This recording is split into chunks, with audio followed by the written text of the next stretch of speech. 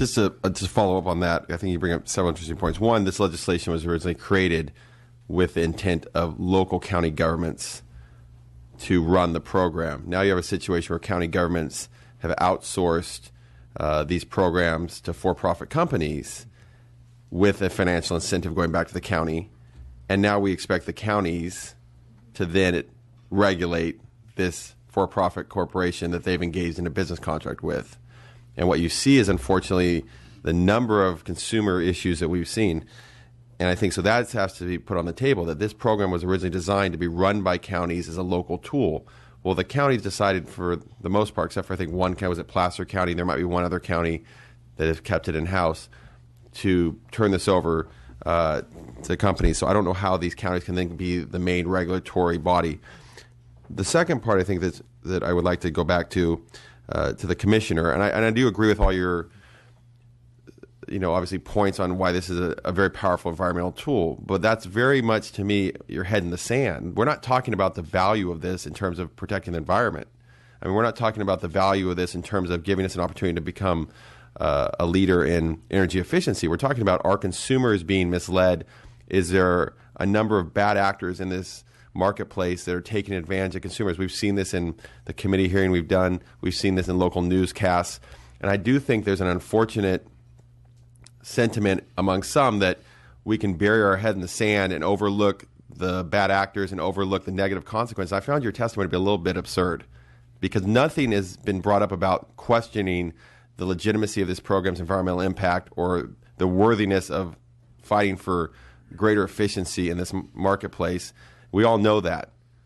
We're here today because there's unfortunately been an unintended consequence of having a number of bad actors prey upon constituents of mine, constituents of the chair, and all my colleagues, consumers throughout our state, take advantage of them.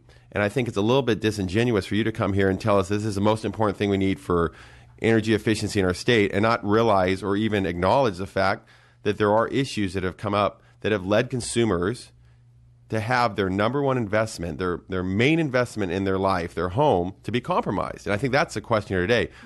No one on this panel, nor the chair or myself or any of my colleagues, has questioned the impact that this program has on making homes in our state more efficient. And that's a good thing. And we said that in my opening testimony, and that's not on trial today.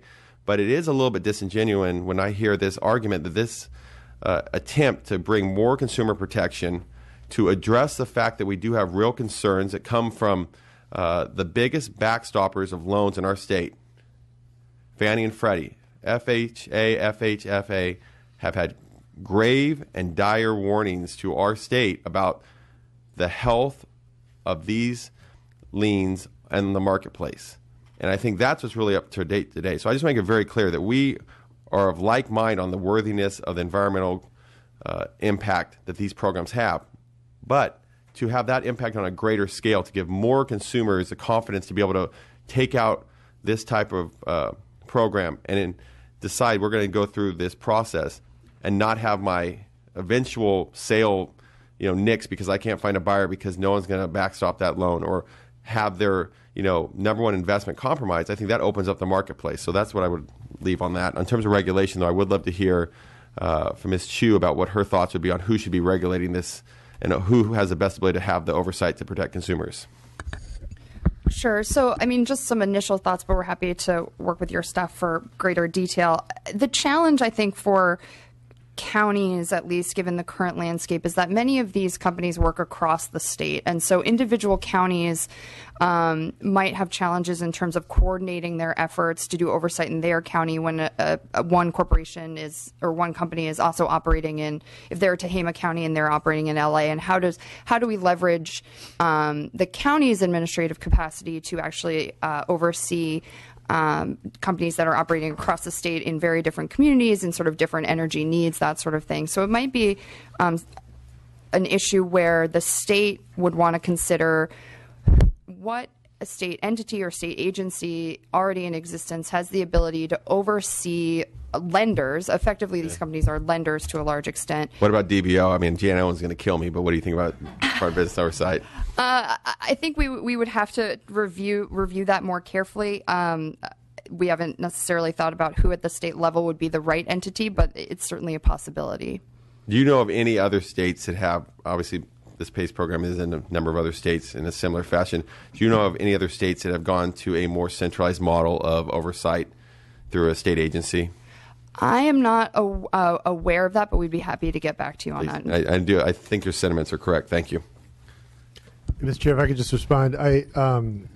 You point out the environmental benefits. That's true, but I think it's missing the point that actually the main benefit to me is we're saving Californians money. And if you look at some Californians, but others have not saved money. Well, the vast majority, my experience in meeting these programs and talking to people who've done the projects, the vast majority of folks I've talked to had actually a very positive experience. And if you look at why people default, in many cases, they can afford the mortgage, but they can't afford the mortgage and the high energy bill. And that literally that delta is explains some number of defaults. It's within that margin. So I actually view this first and foremost as a benefit to homeowners to be able to help them afford their So home. do you not think there's any issue with people? No. Let me let me speak to your second point, which is around oversight. We need consumer protection. I'm with you on that. I think you'll hear that actually from some of the leading PACE providers about the need for more disclosure, transparency, et cetera. And, certainly as the program grows, I think you're asking the right question. What's the right mechanism to look at? Again, it's worth it, bear in mind, the average cost of these projects is probably $20,000, right? So that's the neighborhood of what we're talking about. And whether that should be state or county run, and which agency, those are questions for you more than me. But I mean, I think the goal is to have both a friction-free process for the customer and one that we feel there's a rigorous oversight so there's not defrauding happening. Yeah, I would just add that I don't think that this is an adversarial meeting today. In my work over the last year and a half, I've been working with the program administrators, the private capital providers, as well as local government to talk about this issue. And it is recognized as an issue. And so the question for me, from a public policy perspective, of how do we encourage to provide that consumer protection, realizing that financing is truly a barrier. Like, once you got to talk someone into getting the insulation in their walls, but financing is truly a barrier for homeowners and for anyone in making these decisions. How do we make a course correction and make sure that we have the right protections, and where does that belong? In my discussion with the other stakeholders and the program participants that are enrolled in the program, we are having that conversation. So I don't know how many people here would actually disagree that we need that consumer protections and that standardization. And I can point a few out. Yeah, and I'm happy to help discuss how other states are formatted and is in a more centralized format. And have there been so far in the working group areas of further needed legislation? Are you there yet? The working group has the specific goal of looking at how do we the criteria that we comparatively evaluate energy efficiency financing.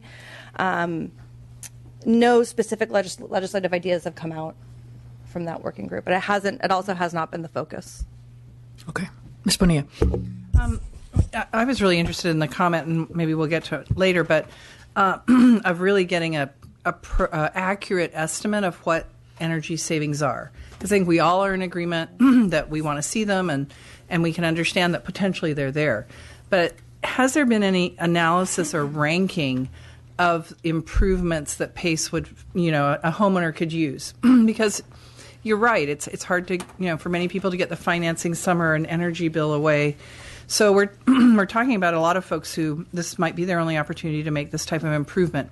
Are we giving them any information about what is the most bang for their buck? Because there's a lot of sales practices that come into play. How do we focus this on what you're saying, which is about energy and savings for the homeowner? Have you been looking at that? And is a roof better? Is insulation better? We know a lot of solar panels are going up. Is there a ranking, and would there be any benefit from ranking the true benefit to the consumer?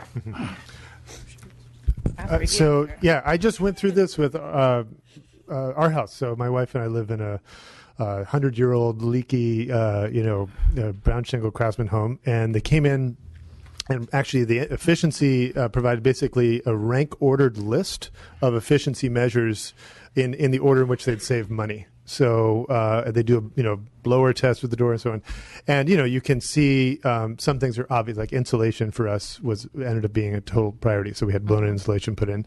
Other things, on some of the measures, they can actually put in a water recirculation pump so you don't, when you're waiting for the hot water to come to your shower and you're running that water, for a minute, 2 minutes, 3 minutes, they can eliminate. That's very expensive. Doesn't pencil. So, we picked the top things and ran with that. I think you'll hear more from the PACE providers at the next panel to talk about exactly how each of them goes about their business.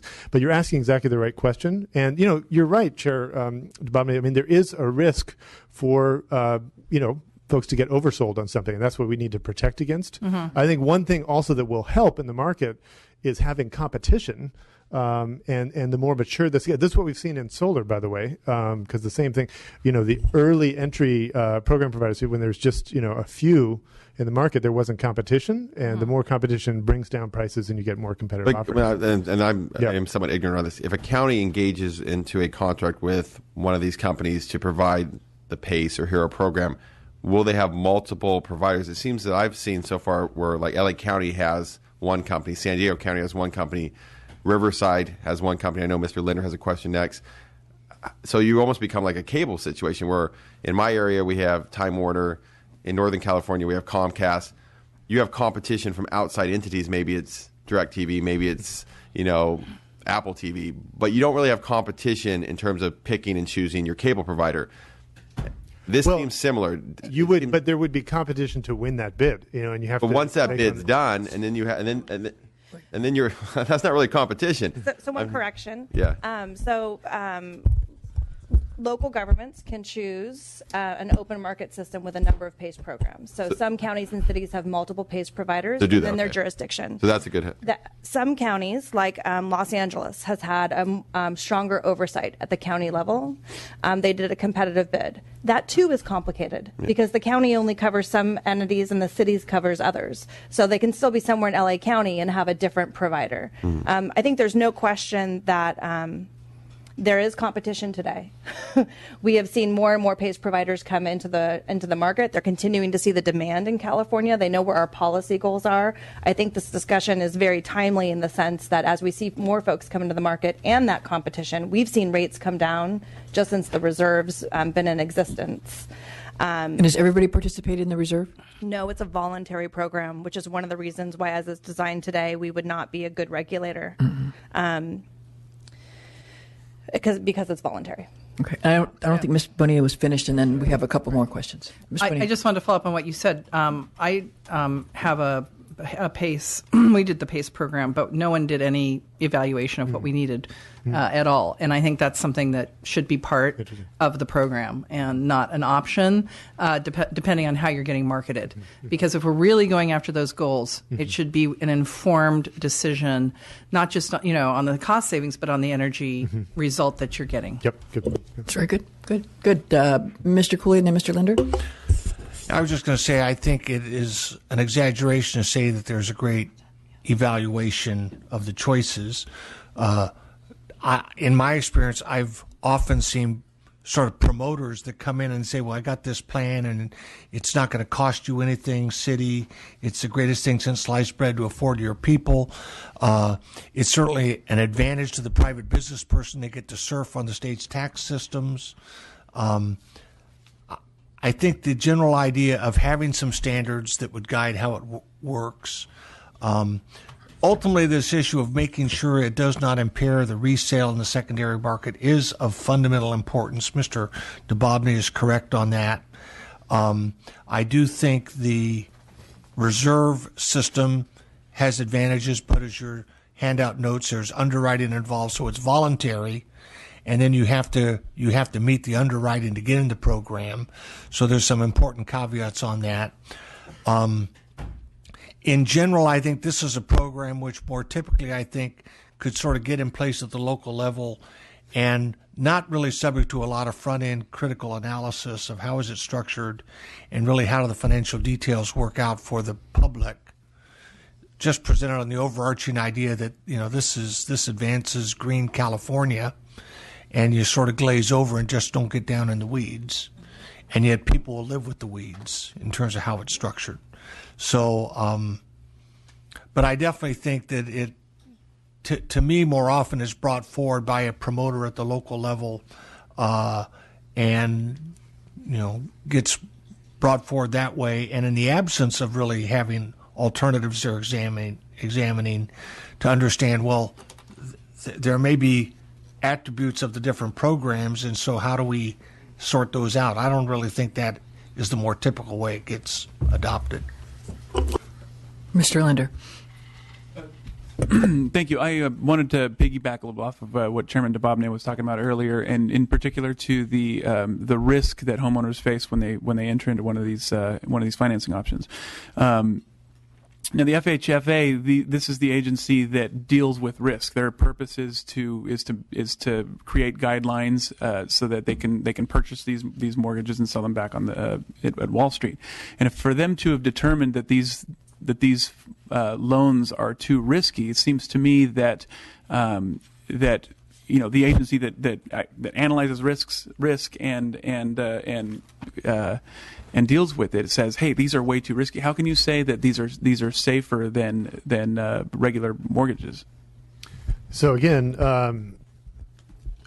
the point is, what is being funded here are measures that are going to reduce energy bills and give more money in the pockets of the homeowner, which puts them in a better position, not a worse position, to afford their mortgage. And that's why, with $2 billion of projects completed in California, we have not touched the loan loss reserve program, which was set up for this very purpose, by the way, to meet the concerns raised by FHFA.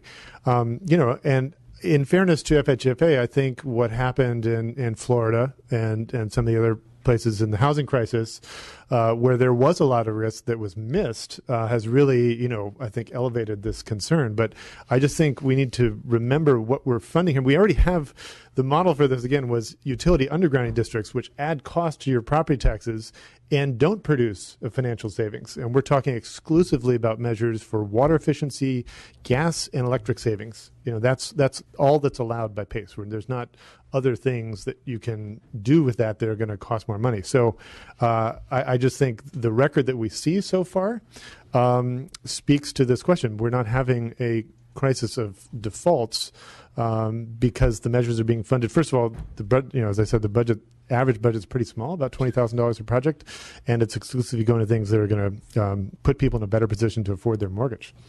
And I'll remind everybody that we're about half hour over our end of our first panel. We have a long morning, afternoon in front of us. And to one of the issues Ms.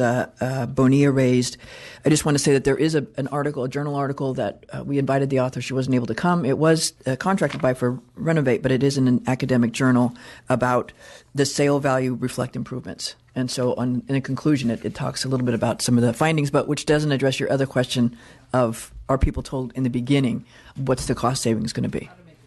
Okay. Yep. And there's a whole state process to evaluate cost saving of energy efficiency measures. It's in the DEAR database. I don't know what that stands for. I apologize for the acronym. But whether it's a single measure or a comprehensive measure, so there are state efforts to do that statewide by climate zone, by utility. And one thing, this is a very interesting conversation, because in other conversations, the question is, how do we let the consumer know, meet them at where they are, right, as far as, oh, my HVAC went out. That's what I need today, but maybe if you get windows, you'll save even more energy, Exactly.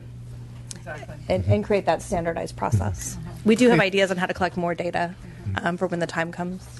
Okay, thank you. Ms. Brown? Thank you. Just one quick question. One of the things that I've found is that in the community that I live in, first of all, it is a community that tends to be low income. One of the things that I found is that at every corner there are now solar panels on their houses. One of the things that they're saying, however, is that the solar system costs $20,000. It's good for 20 years. Can you address how is that a savings to the people who buy the system or who are told that this is a good savings for you?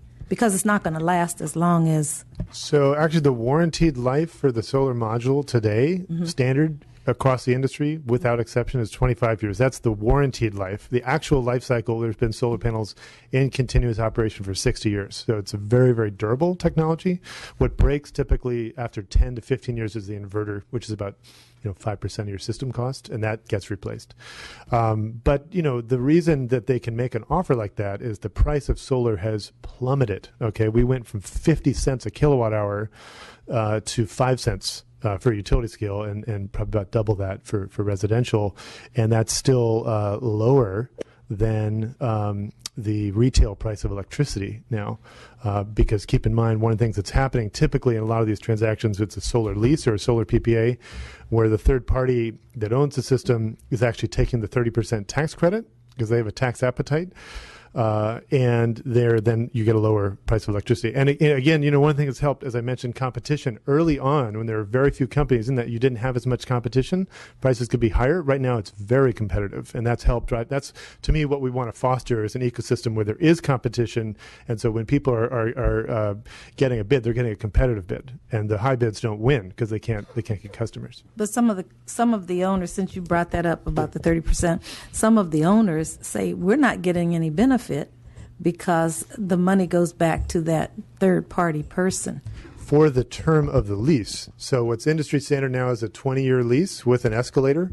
So, and if you look at what's happening, and your electric bill every year for every Californian goes up about 4% a year. Okay. Look at your, this year it's higher, right? So that you're already paying an escalator on your utility bill. If your escalator for, let's say you set a solar lease that's like 15% below your retail rate, that you'd be paying PG&E or whatever your utility is, and it's got a 2.5% escalator or 3% escalator, it's still less. That's why over the life cycle, they can make that argument. It's going to save you money. And I think some of your issues are more broadly about solar. Yeah. And we're speaking specifically about PACE today. Okay. All right. So thank you for this panel. Thank and we'll going on the next one. I think Mr. DeBobne is going to introduce. Thank you all very much for taking your time today. Okay. We'll now have from the Federal Housing Finance Agency, Alfred Pollard, General Counsel, if he's available to come up.